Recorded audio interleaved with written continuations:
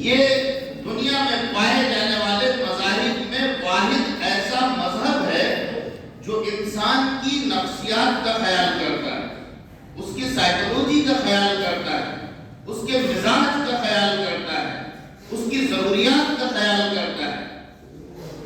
لڑکا بالغ ہوتا ہے، لڑکی بالغ ہوتی ہے، تو اس کی بنیادی ضرورت ہوتی ہے جنسی خواہش کا پورا کرنا۔ اب اگر اس کو مشکل بنا دیا جائے تو نتیجہ کیا ہوگا؟ نتیجہ وہ ہوگا، حضور پاک علیہ السلام کی پیشین گوئیاں بھی موجود ہیں، احادیث میں کتاب الفطر کا پورا باب موجود ہے، وہاں پیشین گوئیاں موجود ہیں۔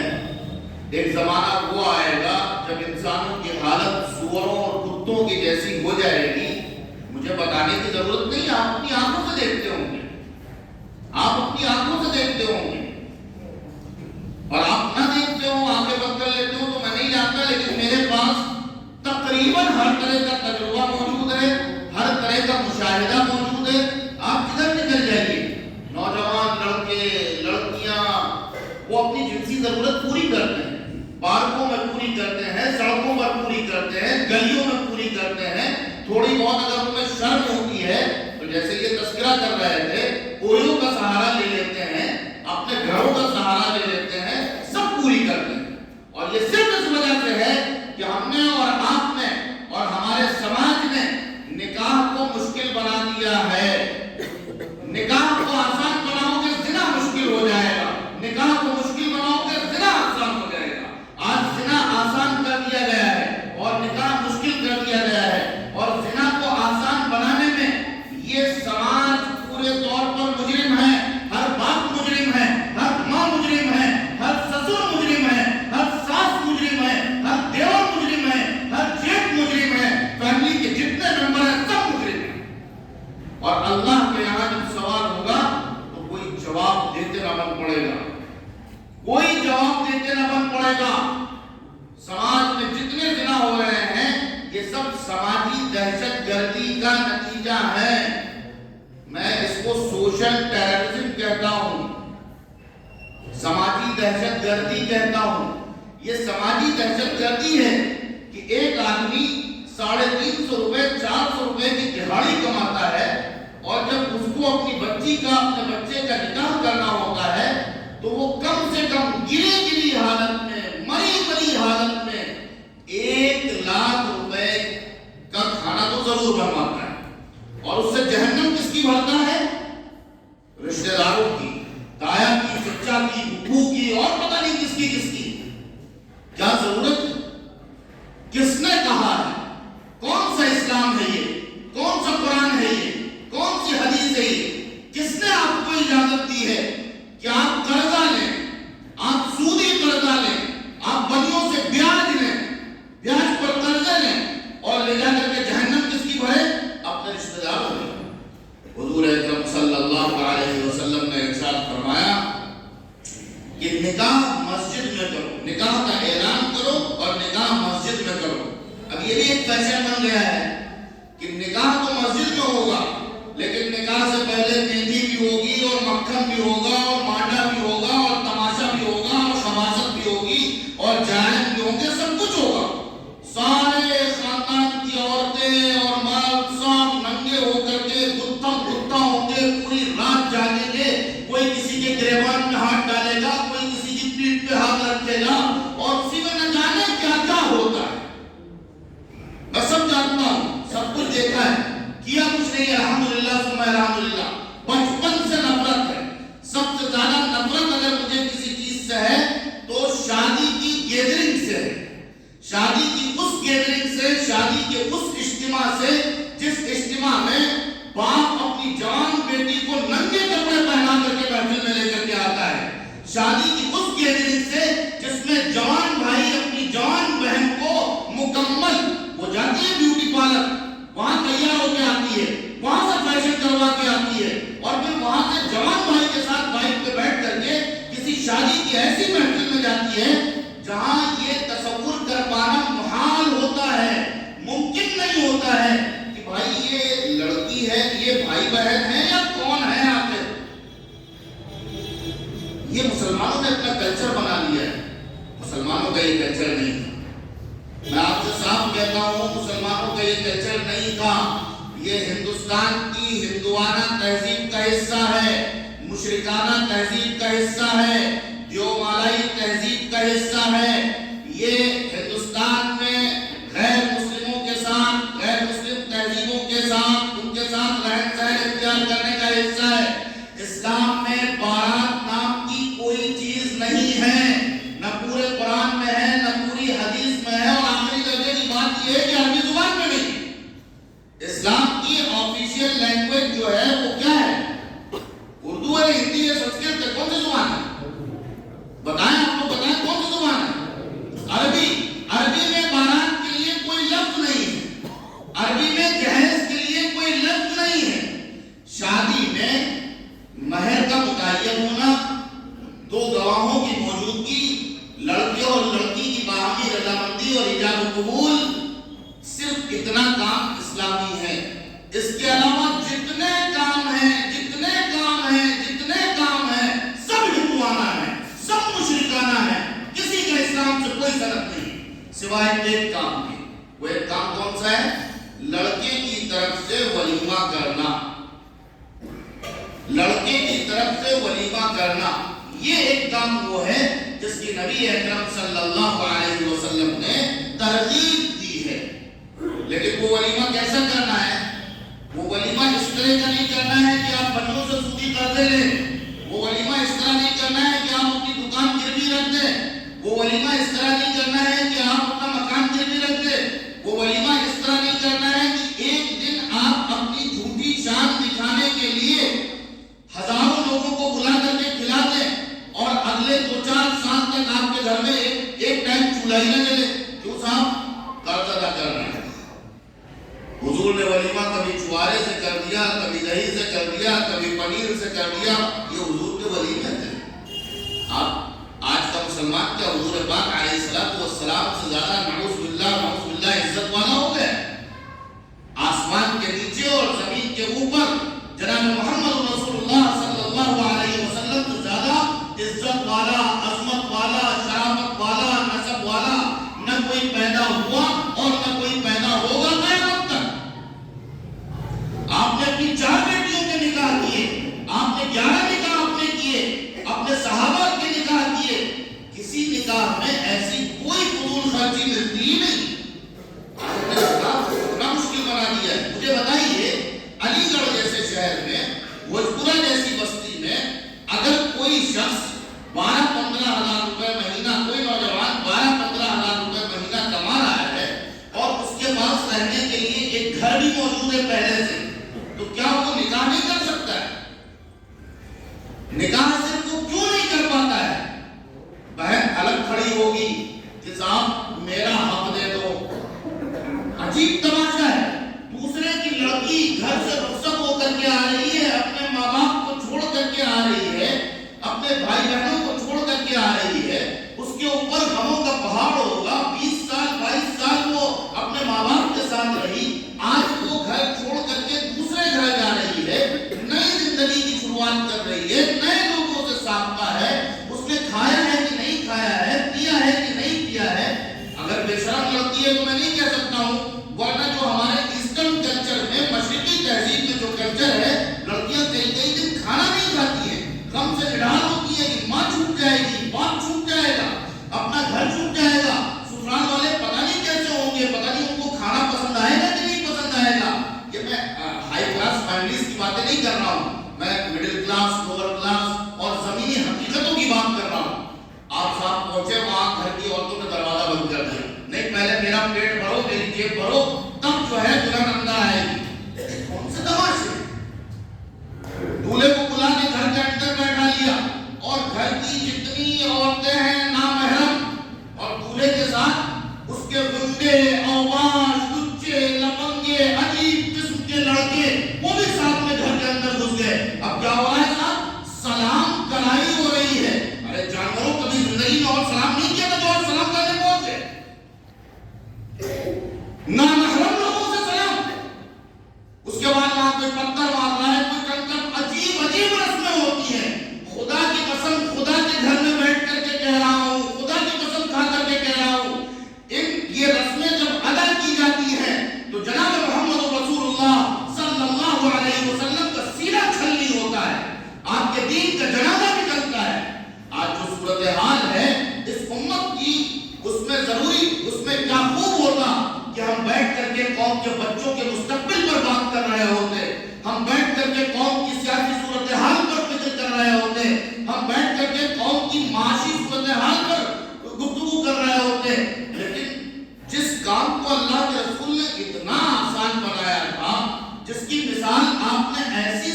فرمائی تھی، جس کی مثال آپ نے ایسی قائم فرمائی تھی، حضرت علی اپنی جگر گوشہ حضرت فاطمہ حضور اکرم صلی اللہ علیہ وسلم کی سب سے چھوٹی بیٹی تھی اور سب سے زیادہ چہیتی تھی. ان کے بارے میں حضور نے فرمایا فاطمہ میرے جگر کا ٹکڑا ہے. ان کے بارے میں حضور نے فرمایا کہ فاطمہ خاتونان جنت کی سردار ہے. ان کے بچوں کے بارے میں فرمایا حضور نے کہ حضرات حسنین سیدہ شباب اہل جنہ، جنت کے نوجوانوں کے سردار ہوں گے. فاطمہ سے حضور کی محبت کا یہ عالم تھا کہ فاطمہ دروازے میں ابا کے گھر آتی، دروازے میں داخل ہوتی تو ابا دوڑ کر کے فاطمہ کو گلے سے لگاتے اور پیشانی چوم لیا کرتے تھے. ابا کون؟ جو وجہ تخلیق کائنات ہے وہ ابا، اور ان کی چہیتی بیٹی فاطمہ. اور جب فاطمہ کے نکاح کے بارے میں سوچا تو لڑکا کون سا منتخب کیا؟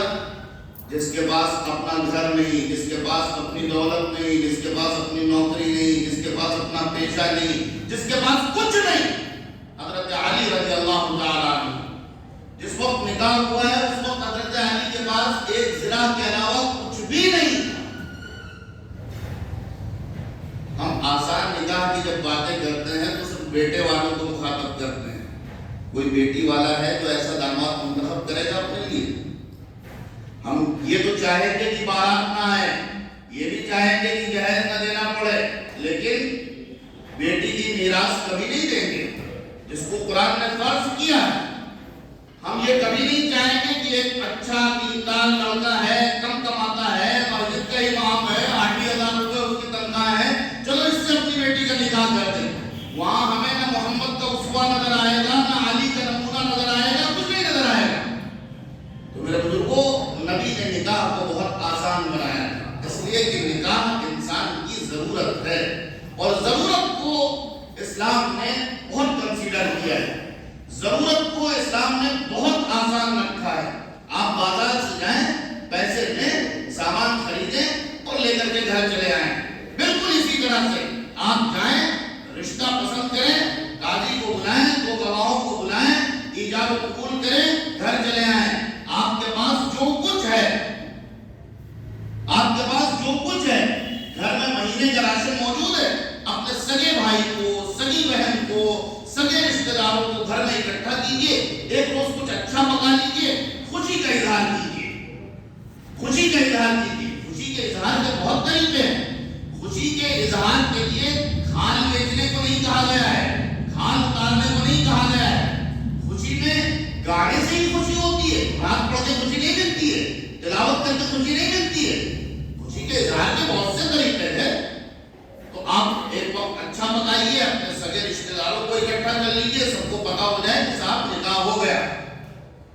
مسجد میں نکاح کی جو بات کہی حضور نے، وہ اس لیے کہی تاکہ جب مسجد میں نمازی ہوں گے، بہت سے مقتدی ہوں گے اور بہت سے مسافر ہوں گے، سب کو پتا ہو جائے گا کہ یہ فلاں 2 خاندان ہیں، ان کے درمیان جائز رشتہ قائم ہو گیا. ولیمے کے بارے میں جو حضور نے کہا کہ لڑکے والے ولیمہ کریں، وہ بھی اس لیے کہا کہ ولیمے سے لوگوں کو یہ پتا ہو جائے گا کہ 2 خاندانوں کے درمیان رشتہ قائم ہو گیا. منیم جی کی طرح جو وہی تیار کر کے رکھتے ہو تم لوگ، فلاں نے ہمارے یہاں 500 روپے دیا تھا تو ہم کو 501 روپے دینا ہے. فلاں کو مطلب 10 سال میں ایک ٹیلی فون پر گفتگو بھی نہیں. یہ بھی نہیں پوچھتے کہ مر گئے کہ ٹھیک ہے، کہ زندہ ہو، کیا ہوا کیا نہیں ہوا. اچھا تمہیں اٹیک پڑ گیا تھا، تم اسپتال میں تھے، وہاں سے زندہ واپس آ گئے یا وینٹیلیٹر پہ پہنچ گئے، کچھ نہیں. ہاں جب شادی کا موقع آیا تو فلانے کے ابا کے، چچا کے، بھیا کے، نانا کے سارے رشتے جوڑ کر کے کارڈ پہنچانا ہے. عجیب حماقتیں ہیں، 500 600 کلومیٹر کا سفر کر کے صرف لوگ کارڈ دے کے جاتے ہیں. نبی اکرم صلی اللہ علیہ وسلم کی پوری سیرت پڑھ لیجیے. خلفائے راشدین حضرت ابوبکر سے لے کر کے حضرت علی تک کی پوری سیرت پڑھ لیجیے اور تمام صحابہ کرام کی سیرتوں کو پڑھ لیجیے اور تمام تابعین اور محدثین اور مفسرین کی سیرتوں کو پڑھ لیجیے. آپ کو سب پڑھنے کے بعد ایک مثال بھی ایسی نہیں ملے گی کہ لکھنؤ سے بمبئی اور ممبئی سے علی گڑھ اور علی گڑھ سے بارہ بنکی کسی نے سفر کیا ہو کاہے کے لیے؟ شادی میں شرکت کرنے کے لیے. فضول سفر ہے, فضول خرچ ہے. جو پیسے آپ کو اس میں خرچ کرنے ہیں اپنے کسی رشتہ دار کے امپاورمنٹ میں خرچ کیجیے, اپنے کسی رشتہ دار کو اپنے پیروں پر کھڑا کرنے کے لیے خرچ کیجیے, اپنے کسی پڑوسی کو اپنے پیروں پر کھڑا کرنے کے لیے خرچ کیجیے, اپنی بستی کے کسی غریب کو پڑھانے پر خرچ کیجیے, اپنی بستی کے کسی مزدور کا گھر بنانے پر خرچ کیجیے. صدقہ جاریہ ہوگا, قیامت تک آپ کو اس کا ثواب ملتا رہے گا, آپ کا نامہ اعمال نیکیوں سے بھرتا رہے گا. مسلمانوں کا سب سے بدترین پیسہ وہ ہے جو وہ باراتوں میں, جہیزوں میں, ڈیکوریشن میں اور لوگوں کی جہنم بھرنے میں خرچ کرتے ہیں. مسلمانوں کا سب سے بدترین پیسہ وہ ہے. میں گارنٹی لیتا ہوں اس بات کی, ایک پائی برابر بھی اس کا ثواب نہیں ملتا ہے, ایک رتی برابر بھی اس کا ثواب نہیں ملتا ہے. اگر کسی کی کوئی نیت نہ ہو, صرف اتنی نیت ہو کہ صاحب میں تو اپنے رشتہ داروں کو کھانا کھلا رہا ہوں, تو بھی کہیں نہ کہیں اس کے نہا خانے دل میں یہ بات ہوتی ہے ذرا اچھا والا کھانا بنانا. بھائی کام تو تمہارا مرغے سے بھی چل سکتا تھا, لیکن تم نے قرض لیا بکرے کا گوشت کھلانے کے لیے. کیوں؟ تاکہ تمہارے رشتہ دار کہیں ارے صاحب فلاں صاحب نے بکرا کھلایا ہے. اس کے علاوہ اور کچھ ہوتا ہے؟ اور کوئی خوش نہیں ہوتا ہے. اس مجمع میں جتنے لوگ بیٹھے ہوئے ہیں, یا یہاں سے آپ نکلیے اور گلی گلی کا سروے کیجیے, ایک آدمی آپ کو ایسا نہیں ملے گا جو شادی میں پیسہ خرچ کرنے سے سکون محسوس کرتا ہو, خوشی محسوس کرتا ہو. ہر آدمی آپ کو یہ کہتا ملے گا صاحب بڑا بوجھ بن گیا ہے, صاحب بہت پریشان ہے, لڑکی کی شادی کی تھی اب تک قرضہ اتار رہے ہیں, لڑکے کا ولیمہ کیا تھا اب تک قرضہ اتار رہے ہیں. اس سے کہو بھائی ذرا ہمت کر لو اور کھڑے ہو جاؤ, ڈٹ جاؤ کہ نہیں ہمیں شادی کرنی ہے رسول اللہ صلی اللہ علیہ وسلم کے طریقے کے مطابق. تو نانی دادی سب یاد آنے لگتی ہیں, ارے بھیا کیا کریں, نانی نہیں مانتی ہیں, دادی نہیں مانتی ہیں, وہ نہیں مانتی ہیں. پھر وہ انسان اچھا خاصا 6 فٹ کا مرد عورتوں کا غلام بن جاتا ہے. عجیب و غریب صورتحال بنا دی گئی. یہ سب مجبوری کا احساس کرتے ہیں, لیکن کرتے کیوں ہیں؟ سماجی دہشت گردی کی وجہ سے. لوگ کیا کہیں گے, لوگ کیا کہیں گے, لوگوں کے کمنٹ کیا ہوں گے, لوگوں کا تاثر کیا ہوگا. لوگوں کا تاثر تو تب بھی اچھا نہیں ہوتا ہے. ایک صاحب کے یہاں میں ولیمے میں گیا, علی گڑھ کے بہت بڑے میرے بھائی انہوں نے اپنے بیٹے کا ولیمہ کیا. میرے پاس کوئی عذر بھی نہیں تھا, بیٹے کا ولیمہ تھا, جانا تو بہت قریبی بہت خاص تعلق تھا. میرا خیال یہ ہے کہ کم سے کم 50-60 آئٹم تو ہوں گے, اس سے کم نہیں ہوں گے. بات کو پوچھنے لگے ہاں صاحب کیسا انتظام ہے؟ تو میں نے مسکرا کے کہا جائز کاموں میں بھی حد سے زیادہ خرچ کرنا اسراف ہے, اور اللہ نے قرآن میں یہ فرمایا ان اللہ لا يحب المسرفین, اللہ اسراف کرنے والوں کو پسند نہیں کرتا ہے. اور اگر ناجائز کاموں میں یعنی جہیز اور بارات اور مہندی اور فلاں اور ڈکا, جتنی رسمیں آپ لوگ ماشاءاللہ ادا کرتے ہیں مجھے تو معلوم ہی نہیں ہے, عرصے سے میرا سابقہ نہیں پڑا ہے, اب تو میرے لیے سب سنی سنائی ہو گئی. بلکہ یہاں علی گڑھ میں جب سے رہنا شروع ہوا, بعض لوگوں نے کہا کہ صاحب جو ہے وہ آج شام کو کھانا ہمارے یہاں کھا لیجیے گا. ہم نے کہا کیوں؟ کہتے صاحب منڈا ہے. تو ہم نے کہا یہ منڈا کیا ہوتا ہے؟ اب تک تو ہم نے یہ سنا تھا کہ ولیمہ ہوتا ہے اور لڑکی والے بھی ان سے جبرن کھانا کھایا جاتا ہے. لڑکے والے بالجبر دہشت گردی کرتے ہوئے, اور اتنے بھیک ہوتے ہیں, اتنے لفنگے ہوتے ہیں کہ باقاعدہ کہتے ہیں, شرم نہیں آتی ہے کہ ہم صرف 50 آدمی آئیں گے لیکن ذرا سا خاطر تواضع اچھی کر دیجیے گا. مہمان تیرے خاطر تواضع کون کرے گا؟ جس نے 22-23 سال بچی کو پال کر کے تیرا گھر بسانے کے لائق بنایا. ظالم تجھے شرم نہیں آ رہی ہے کہ جس وقت اس کا کلیجہ چھلنی ہو رہا ہوگا, بیٹی کی بدائی سب کو اچھی لگتی ہے لیکن اندر سے ہر شخص روتا ہے اگر وہ احساس والا ہے. اب تو احساس رشتوں کا بھی مرتا چلا جا رہا ہے, وہ ایک الگ بات ہے. لیکن اگر کوئی صاحب احساس ہے تو جس وقت اس کی لڑکی رخصت ہو رہی ہوتی ہے, 22-23 سال کا ساتھ جس ماں نے اسے پیدا کیا, جس باپ نے اسے گودوں میں کھلایا, جس باپ نے اسے پڑھایا لکھایا,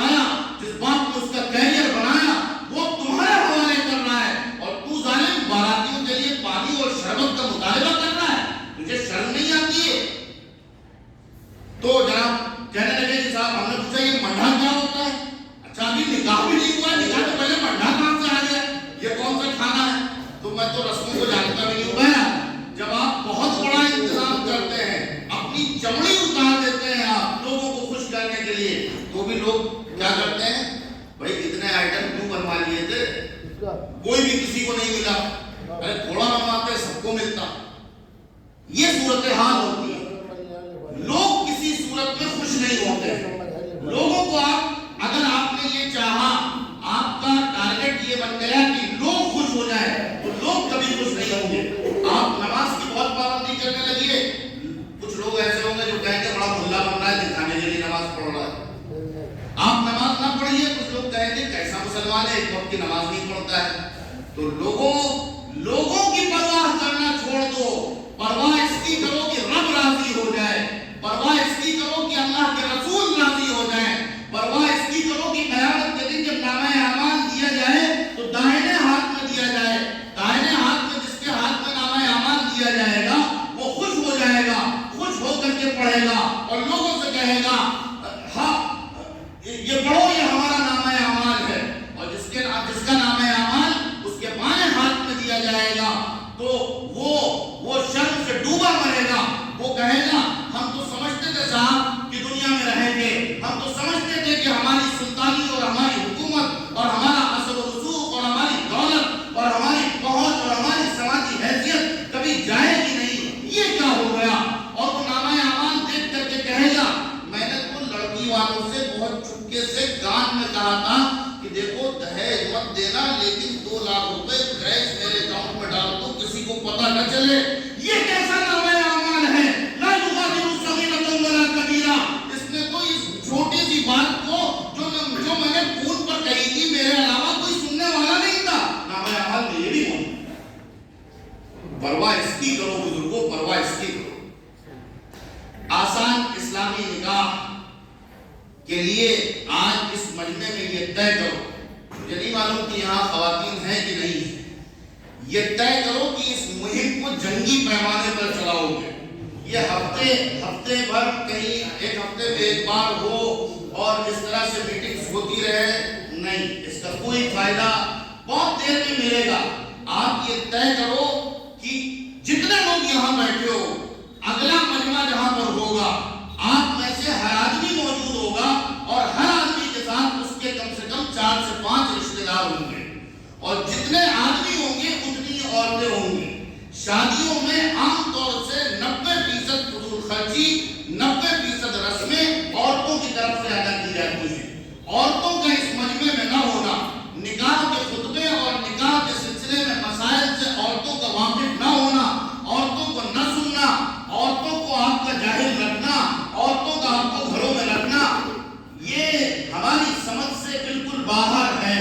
جس دن آپ عورتوں کو سمجھا لیں گے آپ کی شادیاں آسان ہو جائیں گی، جس دن آپ عورتوں کو سمجھا لیں گے آپ کو رشتے آسانی سے ملنے لگیں گے۔ آج صورتحال کیا ہے؟ اپنی لڑکی کے لیے لڑکا ڈھونڈنے جائیں گے تو دنیا کے سب سے زیادہ حسین اور سب سے دولت مند چاہیے، اپنے لڑکے کے لیے لڑکی ڈھونڈنے جائیں گے تو دنیا کی سب سے حسین اور سب سے دولت مند اور سب سے پڑھی لکھی لڑکی چاہیے، لیکن جب دوسرے کا مسئلہ ہوگا تو بغلے جھانکیں گے، ہفتوں مہینوں بیت جاتے ہیں، رشتے نہیں ملتے ہیں۔ آسان نکاح کا ایک یہ بھی طریقہ ہے۔ حضور پاک علیہ السلام نے فرمایا لڑکی کیوں منتخب کی جاتی ہے؟ مال کی وجہ سے، خاندان کی وجہ سے، حسن و جمال کی وجہ سے۔ اللہ کے رسول نے فرمایا ان تینوں کو چھوڑ دو، دیندار دیکھ کر کے دیندار کا انتخاب کرو اور کامیاب ہو جاؤ۔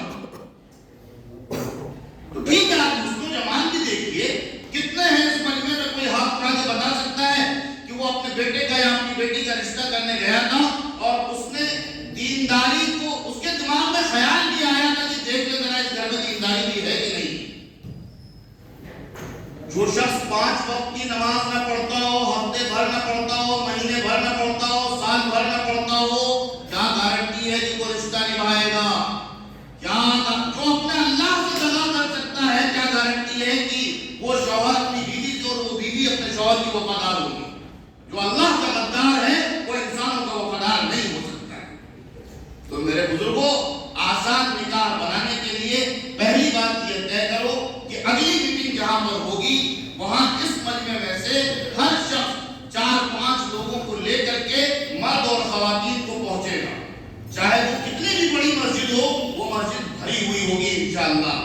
اور آج یہ طے کرو کہ آج سے نہ ہم کسی کی بارات میں جائیں گے اور نہ اپنے گھر سے کوئی بارات لے جائیں گے. ہاتھ اٹھا کر کے اللہ سے عہد کرو. اللہ برکتوں کے فیصلے فرمائے گا, اللہ رحمتوں کے فیصلے فرمائے گا. یہ طے کرو کہ ہم آج سے دعوتوں میں کٹوتی کریں گے. آپ دعوتوں میں جانا کم کر دیجیے, آپ کو بلانا بھی کم پڑے گا. آٹومیٹک کوئی بائیکاٹ مت کیجیے, آپ جانا بند کر دیجیے. پہلے مرحلے میں آپ یہ طے کیجیے کہ لڑکی والوں کی طرف سے جو کھانا ہوگا میں بمانے دہل کہتا ہوں, اور میری بات کو کوئی مفتی, کوئی قاضی, کوئی عالم کاٹ نہیں سکتا ہے. لڑکی والوں کی طرف سے جو اس کو بھی کیسا دہشت گرد سماج ہے, اس کو بھی ولیمے کا نام دیا جاتا ہے. میری لڑکی کا ولیمہ ہے. لا حول ولا قوت الا باللہ العلی العظیم. لڑکی والوں کی طرف سے جو کھانا ہوتا ہے حرام ہے, حرام ہے, حرام ہے, حرام. کوئی مجھے اس کی دلیل دکھا دے. کسی صحابی نے کیا ہو, نبی نے کیا ہو, کسی فقیہ نے کیا ہو, کسی محدث نے کیا ہو, کسی نے کیا نہیں. ہاں اس موقع پر یہ ہوتا ہے کہ ہماری بیٹی کا نکاح ہو رہا ہے, ظاہر ہے ہماری بہن موجود ہوگی, ہمارے بھائی موجود ہوں گے, ہمارے چچا جو سگے رشتے دار ہیں لڑکی کی بدائی کے وقت موجود ہوں گے. ہم اپنے گھر میں کچھ بنا کے انہیں کھلا دیں. کارڈ بانٹا جاتا ہے کس بات کے لیے؟ آپ یہ طے کیجیے کہ نہ اپنی بارات لے جائیں گے اور نہ کسی کی بارات جائیں گے. اور پہلے مرحلے میں ہم لڑکی والوں کی طرف سے جو دعوتیں ہوتی ہیں ان کو چھوڑنا شروع کریں گے. دوسرے مرحلے میں یہ طے کیجیے کہ ایسے ولیمے جو جائز دعوتیں ہوتی ہیں, لڑکے کی طرف سے جو ولیمہ ہے وہ جائز ہے, لیکن ایسے ولیمے جن میں مردوں کا اور عورتوں کا اختلاط ہوتا ہے, مکس گیدرنگ ہوتی ہے, اور جن میں فضول خرچی ہوتی ہے, جن میں جہیز کی نمائش ہوتی ہے, جن میں 50 اور 60 قسم کے کھانے ہوتے ہیں, ایسی دعوتوں کا بھی ہم بائیکاٹ کریں گے. ولیمے کو اللہ کے رسول نے سنت کہا تو ضرور ہے, لیکن یہ نہیں کہا ہے کہ 20 طرح کے کھانے بناؤ. آپ مثال دے کر کے دکھائیے. صرف بریانی کا ولیمہ کیجیے, آپ کھچڑی کا ولیمہ کیجیے, آپ دال چاول کا ولیمہ کیجیے. سماج کے دہشت گرد اگر آپ سے یہ کہے کہ میاں یہ کیا کر لو, یہ کیسا ولیمہ ہے, تو ان سوشل ٹیررسٹ سے آپ کہیے مجھے اللہ کو خوش کرنا ہے, اللہ کے نبی کو خوش کرنا ہے, آپ کو نہیں کھانا ہے, اپنے گھر خوش رہیے.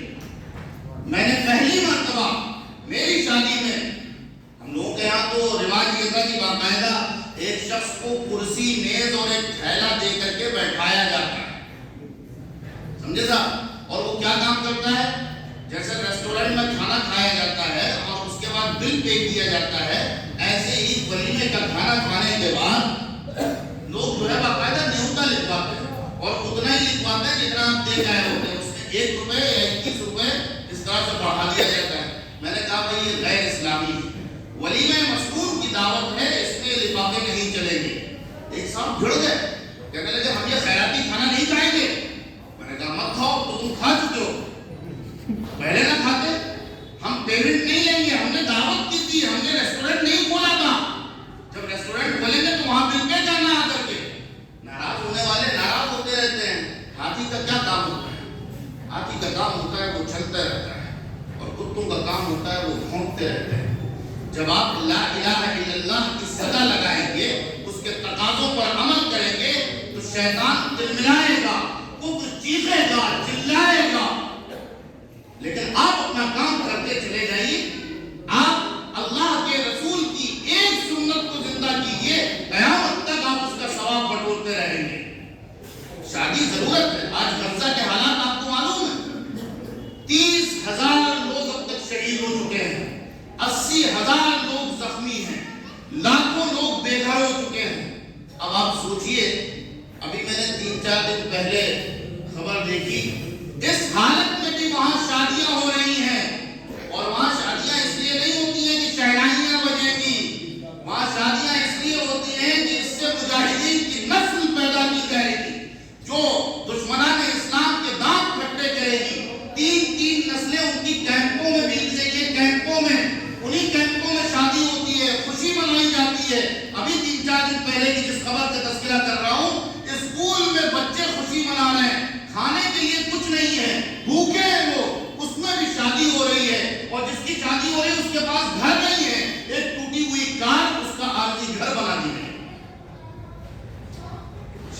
ضرورت ہے، ضرورت پوری ہو رہی ہے. آپ بھی شادی کو ضرورت بنائیے میرے بزرگوں، اور یہ کچھ چیزیں طے کیجیے اور اس مہم کو اتنا پھیلا دیجیے، اتنا پھیلا دیجیے کہ بارات میں جانے والے ڈکیت اور جہیز مانگنے والے لالچی اور لڑکی کے باپ سے مطالبہ کرنے والے حریص شرمانے لگے. مطلب ان کا یہ حال ہو جائے کہ کہیں کوئی سن نہ لے، کہیں کوئی دیکھ نہ لے. اتنا فحش گناہ اسے بنا دیجیے، اتنا ذلیل کر دیجیے کہ شرمانے لگے مانگتے ہوئے. اور یہ طے کیجیے کہ اپنی میراث میں بیٹیوں کا جو حصہ، بہنوں کا جو حصہ اللہ نے متعین کیا ہے وہ دیا جائے گا. مجھے امید ہے کہ انشاءاللہ اگلی میٹنگ جہاں پر طے ہوگی وہاں اس کا 5 گنا مجمع ہوگا، اور جتنا مجمع ہوگا اتنی عورتیں ہوں گی. اور انشاءاللہ اگلی میٹنگ جو رمضان سے پہلے ہونی ہے وہ انشاءاللہ اس مہم کی تمہید بن جائے گی اور فیصلہ کن میٹنگ ہوگی انشاءاللہ. اس دن لوگ ارادے کریں گے کہ ہاں آج سے ہم یہ طے کرتے ہیں کہ ہم سادہ نکاح کریں گے، ہم آسان نکاح کریں گے، ہم نکاح کی ساری رسموں کو اللہ کی رضا کے لیے اور اللہ کے رسول کی خوشنودی کے لیے اپنے پیروں سے رگڑ دیں گے، رون دیں گے. ہماری اولاد ناراض ہوتی ہے، ناراض ہو، ہماری اولاد چھوڑتی ہے، چھوڑ دے، لیکن ہم جب میدان حشر میں حوض کوثر پہ نبی اکرم صلی اللہ علیہ وسلم سے جام کوثر پینے کے لیے انشاءاللہ جائیں گے تو یہ کہتے ہوئے جائیں گے، میرے حبیب تو نے علی اور فاطمہ کے نکاح سے جو پیٹرن سیٹ کیا تھا ہم نے اس کو زندہ کرنے کی کوشش کی ہے. اللہ ہمیں اور آپ کو عزم اور حوصلہ دے، سماج سے بغاوت کرنے کی توفیق دے، سماج کے مقابلے میں سد سکندری اور باندھ بن جانے کی توفیق دے. آپ نے اگر یہ فیصلہ کر لیا، اس مجمع میں بیٹھے ہوئے چند ایک نوجوانوں نے یہ فیصلہ کر لیا، مجھے تو لگتا ہے کہ اتنی گفتگو کے بعد بہت سے لوگوں کو کھڑا ہو جانا چاہیے اور اپنے عزموں کا اظہار کرنا چاہیے. جن کی شادی نہیں ہوئی ہے وہ یہ طے کریں کہ ہم نبی کے طریقے کے مطابق شادی کریں گے، اور جن والدین کو اپنے بچوں کی شادی کرنی ہے وہ کھڑے ہو کر کے اپنے عزم کا اظہار کریں کہ انشاءاللہ ہم نکاح آسان نہیں بلکہ نبی کے طریقے کے مطابق کریں گے. آسان کچھ نہیں ہے، آسان تو اللہ کے رسول نے بنایا تھا، مشکل ہم نے بنایا ہے. اللہ ہمیں اور آپ کو عمل کرنے کی توفیق عطا فرمائے. وآخر دعوانا الحمدللہ.